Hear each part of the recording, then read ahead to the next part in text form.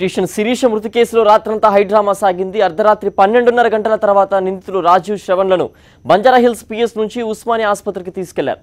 అర్ధరాత్రి 1:20 ఉస్మానియా ఆసుపత్రిలో వైద్య పరీక్షలు పూర్తి చేశారు. అయితే నాటకీయ పరిణామాల నడుముంచి తెల్లవారుజామున 3:30 గంటలకు కుకునూరుపల్లికి తీసుకెళ్లారు. అయితే మీడియాను చూసి కుకునూరుపల్లి పిఎస్కు వెళ్లకుండా సిద్దిపేట వైపు 25 కిలోమీటర్ల దూరం వెళ్లారు. కుకునూరుపల్లి రోడ్లపై 45 నిమిషాల సేపు రాజీవ్ శ్రవణ్లను తిప్పారు. ఉదయం 4:15 తిరిగి హైదరాబాద్ వైపుకు రాజీవ్ శ్రవణ్లను తరలించారు. నిందితులు చెప్పిన వాగ్మూలం ప్రకారం కేసును రీకన్స్ట్రక్షన్ చేసే పనిలో ఉన్నట్లు తెలుస్తోంది.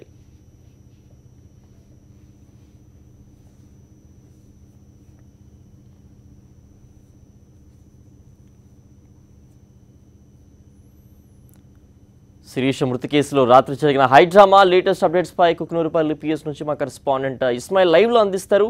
ఇస్మాయిల్, చెప్పండి, శిరీష మృతి కేసులో రాత్రి జరిగిన పరిణామాలు క్రైమ్ థ్రిల్లర్ ను తలపించింది. పోలీసులు ఆ విధంగా నిందితులు రాజీవ్ శ్రవణ్ను తీసుకెళ్లడానికి గల కారణాలు ఏమనుకోవచ్చు అంటారు? శిరీష మృతి కేసులో ఏదైతే అర్ధరాత్రి తర్వాత ముఖ్యంగా బంజారాహిల్స్ పోలీస్ స్టేషన్ నుంచి నాటకీయ పరిణామాలు జరిగాయి. దాదాపు 12:30 ప్రాంతంలో ముందుగా పోలీసులు 2 వెహికల్స్ తీసుకొచ్చి అందులో ఒక వెహికల్లో అటు రాజీవ్ శ్రవణ్ని కూర్చుండబెట్టి వేగంగా ఉస్మానియా ఆసుపత్రి వైపు తీసుకెళ్లారు. మరొక వెహికల్ను అటెన్షన్ డైవర్ట్ చేస్తూ వేరే వైపు తీసుకెళ్లడం జరిగింది. మీడియా ఆ వెహికల్ ఫాలో అయినప్పుడు ఉస్మానియా ఆసుపత్రికి తీసుకెళ్లారు. ఆసుపత్రిలో దాదాపు 30 నుంచి 40 నిమిషాల సేపు వాళ్ళు అక్కడే ఉన్నారు. వాళ్ళకు వైద్య పరీక్షలు పూర్తి చేశారు. అయితే ముందట మీడియా ఉంది అని గమనించినటువంటి పోలీసులు వెనుక గేటు నుంచి రాజీవ్ శ్రవణ్లను అక్కడి నుంచి తీసుకెళ్లడం జరిగింది. ఆ తర్వాత దాదాపు 3:30 ప్రాంతంలో వాళ్ళిద్దరిని కూడా కుకునూరుపల్లి పోలీస్ స్టేషన్ కున్న వెనకాల ఉన్నటువంటి బోర్డు మీరు చాలా స్పష్టంగా చూడొచ్చు.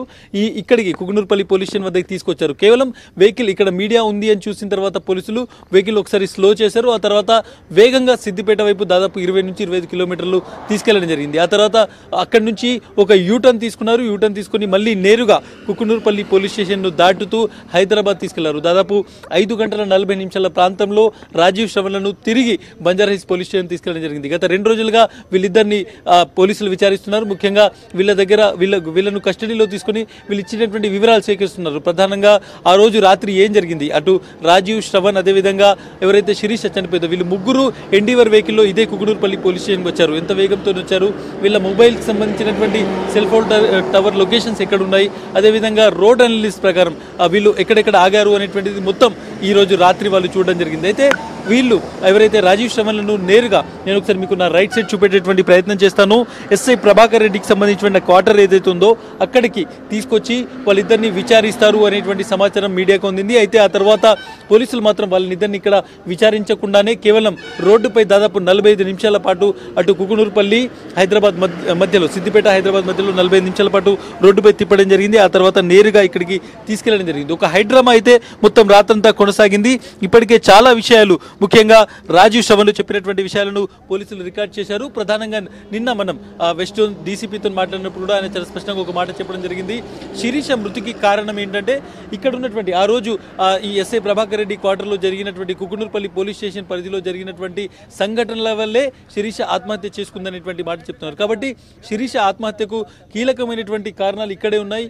రాజీవ్ శ్రవణ్ని ఇక్కడ తీసుకొచ్చి మళ్ళీ ఒకసారి కేసును రీకన్స్ట్రక్ట్ చేసి కేసును శోధిస్తారు అనేటువంటి సమాచారం మాత్రం అందుతుంది. అయితే ఈ రోజుతో రాజీవ్ శ్రవణ్లకు సంబంధించినటువంటి కస్టడీ ముగుస్తున్నటువంటి నేపథ్యంలో కోర్టులో వాళ్ళను ప్రవేశపెడతారా, లేకుంటే కోర్టులో ప్రవేశపెట్టడానికి ముందు మరొకసారి ఏమైనా అవకాశం ఉందా, కుకునూరుపల్లిని వాళ్ళు తీసుకురావాల్సిందా అనేటువంటిది మనం చూడాల్సి ఉంటుంది. బట్ ఈ కేసులో చాలా డీటెయిల్స్ ఇప్పటివరకు వచ్చాయి.